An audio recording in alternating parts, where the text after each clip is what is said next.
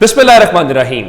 لاکھوں کروڑوں درود و سلام محمد مصطفیٰ صلی اللہ علیہ وسلم اور آل محمد پر. میں ہوں عمر دراز گوندل. آج کی سب سے بڑی خبر کیا ہے؟ چلیے مسلم لیگ نون والوں کی مہربانی کہ وہ میرا فون تو کھینچتے ہیں، میرے ساتھ تو بدتمیزی کرتے ہیں. میرا اس میں قصور مت کہیے گا کہ مسلم لیگ نون لاہور کے اندر میدان چھوڑ کے بھاگ نکلی ہے. اور یہ خبر کیا ہے؟ یہ خبر یہ ہے کہ مسلم لیگ نون نے لاہور کے اندر اپنے تمام تر جلسے، تمام تر جو کنونشنز کرنے تھے آج منسوخ کر دیے ہیں. کل گلشن راوی کے اندر جو جلسہ ہونا تھا وہ نہیں ہوگا، بادامی باغ کے اندر جلسہ ہونا تھا نہیں ہوگا. اس کے علاوہ خواجہ سعد رفیق اور دیگر تمام حلقوں کے اندر جو جلسے رکھے گئے تھے وہ جلسے نہیں ہوں گے. اب یہ جلسے کیوں نہیں ہوں گے؟ کیا نواز شریف وطن واپس نہیں آ رہے، یا پھر کوئی اور وجہ ہے، یا پھر عوام کا رد عمل جو ہے اس کو دیکھ کے مسلم لیگ نون نے یہ فیصلہ کیا ہے؟ یہ جو بھی فیصلہ ہو، سیاسی طور پہ مسلم لیگ نون کی یہ شکست ہے، مسلم لیگ نون کا یہ ڈیفنسو ایک قدم ہے کہ لاہور کے شادرہ کی ایک گلی سے شروع ہونے والی عوامی رابطہ مہم ٹھوکر نیاز بیگ کے ایک ولیمے کے اوپر آ کے اختتام پذیر ہو گئی ہے. اب اس کا مطلب یہ ہے کہ آپ کہتے تھے عمران خان کے دور میں کہ آپ عوام کا سامنا نہیں کر سکیں گے، آپ کو لوگ پتہ نہیں کیا کچھ ماریں گے. اب وہ مریم نواز شریف خود باہر نکلی ہیں، لیکن وہ مریم نواز شریف لوگوں کا سامنا اور مقابلہ نہیں کر پا رہی. اب صورتحال اس وقت کیا ہے؟ صورتحال یہ ہے، بتایا یہ گیا ہے، یہ جو جلسے منسوخ کرنے کے حوالے سے خبر ہے وہ یہ ہے کہ جناب دیکھیے وہ ٹھوکر نیاز بیگ کے اندر جو آخری جلسہ ہوا ہے وہ بہت ہی کامیاب جلسہ ہے. تو اس لیے اب مزید لوگوں کو موبلائز کرنے کی ضرورت نہیں ہے، کیونکہ مسلم لیگ نون کو یقین ہے کہ لوگوں نے نہیں آنا. اس دن تو کھوکھروں نے کروڑوں روپے کا کھانا کھلا کے لوگوں کو بلا لیا، کم تھے زیادہ تھے اس کو چھوڑ دیتے ہیں فی الحال. اب آگے پیسے بھی نہیں لگیں گے، روز کھانا کھلائیں گے تو میڈیا بھی پکڑ لے گا.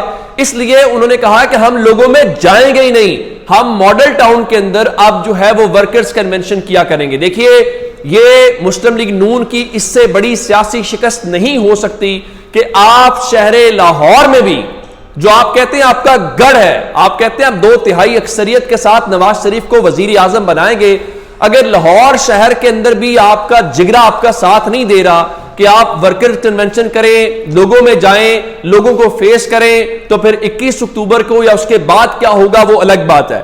یہ الگ بات ہے کہ بتایا گیا ہے کہ نواز شریف کی آمد کے سلسلے میں خصوصی طیارہ بک کروا لیا گیا ہے اور امید پاکستان کا نام دیا گیا ہے، اور 150 افراد کی گنجائش ہے اس طیارے کے اندر، جہاں پہ ایک پورا وفد ہوگا.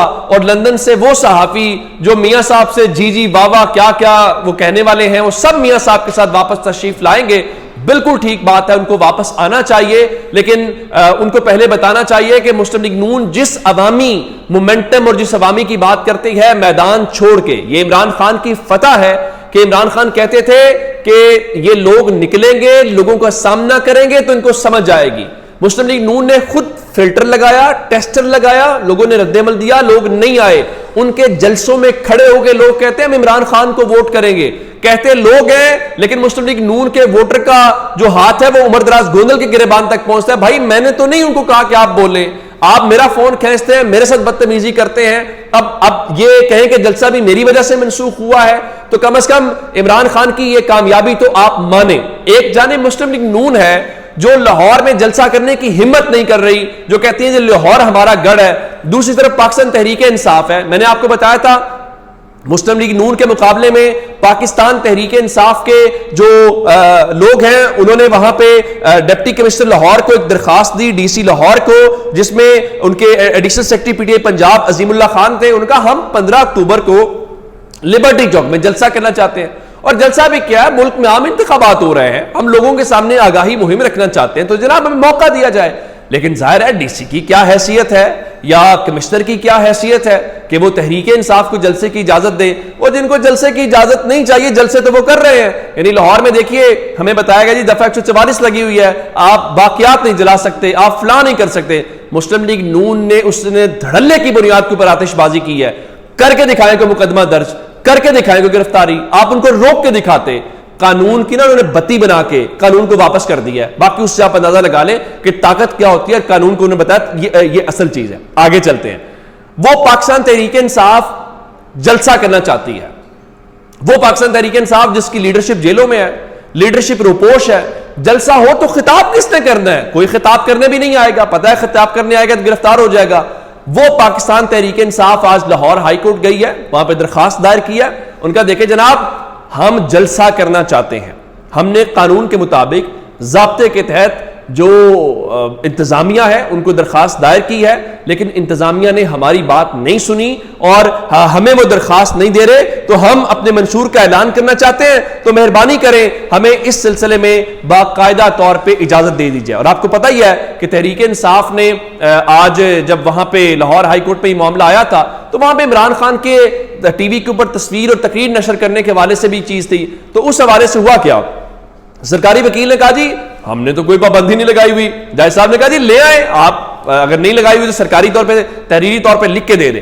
اب صورتحال اس وقت یہ ہے کہ ایک جانب تو معاملہ ہے یہ، دوسری طرف آپ کو ایک اور بات بتانا چاہتا ہوں، وہ ہے اہم ملاقات ایک اسلام آباد کے اندر ہوئی ہے۔ ملاقات صدر مملکت ڈاکٹر عارف علوی اور سابق جو وفاقی وزیر ہیں درانی صاحب، ان کے درمیان ملاقات ہوئی ہے۔ ایوان صدر سے اس ملاقات کی باقاعدہ جو فوٹیج ہے وہ بھی جاری کی گئی ہے، اور اس کے اندر جو صدر صاحب نے کہا ہے وہ بڑا معنی خیز ہے۔ جاری اعلامیہ جو ایوان صدر سے ہے اس میں بتایا گیا ہے کہ تمام سیاسی رہنماؤں کو الیکشن کے یکساں مواقع دیے جائیں، درگزر کا راستہ نکالا جائے۔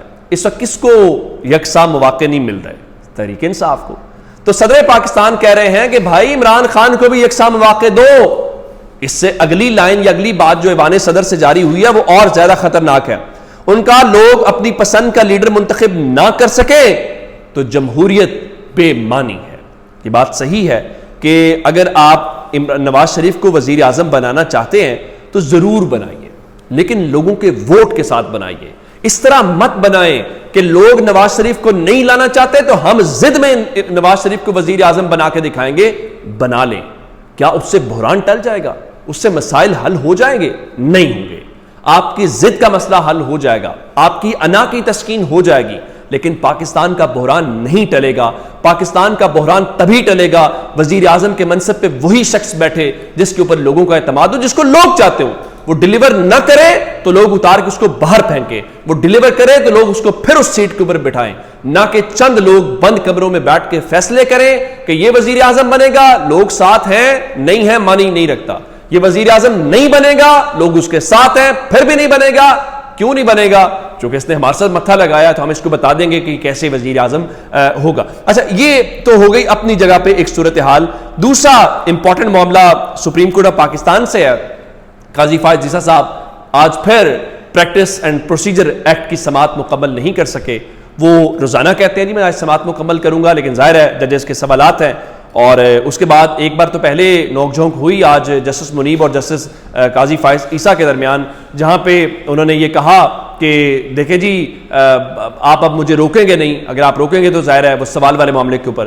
پھر ایک معاملے کے اوپر جسٹس قاضی فائز عیسیٰ اور جسٹس منیب کے درمیان معاملہ آیا تو قاضی فائز عیسیٰ صاحب نے پھر، چونکہ ماسٹر آف دی روسٹر والا لفظ استعمال ہوا تھا جسٹس منیب کی طرف سے، تو بار بار کہا اگر میں ماسٹر آف دی روسٹر ہوں تو مجھے سوال کرنے کا موقع دے دیں، لیکن یہ اس طرح سے غصے والے معاملے کے اندر نہیں ہوا، تو ایک لحاظ سے یہ چیز ہو گئی ہے۔ تو سماعت تو کل 11:30 بجے تک ملتوی ہو گئی ہے، اور درخواست گزاروں اور فریقین کے دلائل مکمل ہو گئے ہیں، اور اٹارنی جنرل جو ہیں کل دلائل 1 گھنٹہ دیں گے یا گھنٹے سے زائد بھی لگ سکتا ہے، تو ان کے دلائل کے بعد امید ہے کہ جسٹس قاضی فائز عیسیٰ صاحب اپنے اس پسندیدہ کیس کا کل فیصلہ سنائیں گے۔ امید ہے اس کے بعد وہ الیکشن والی پیٹیشن کو ٹیک اپ کریں گے، اور امید ہے کہ ٹی وی کے اوپر لائیو براڈ کاسٹ کریں گے، اور امید ہے اپنے فاضل ججز کو سوالات کا بھی ساتھ موقع دیں گے تاکہ قوم فیصلہ کر سکے۔ اور پریکٹس اینڈ پروسیجر ایکٹ سے زیادہ اس ملک کے اندر الیکشن والا معاملہ ہے، کہیں ایسا نہ ہو کہ 90 دن گزرنے کے بعد قاضی فائز عیسیٰ صاحب کو یاد آئے، پھر ان کو لگے درخواست تو غیر مؤثر ہو گئی ہے۔ لیکن چلیے، تاریخ تو ایک تعین کرے گی۔ اپنا بہت سا خیال رکھیے گا۔ خدا حافظ۔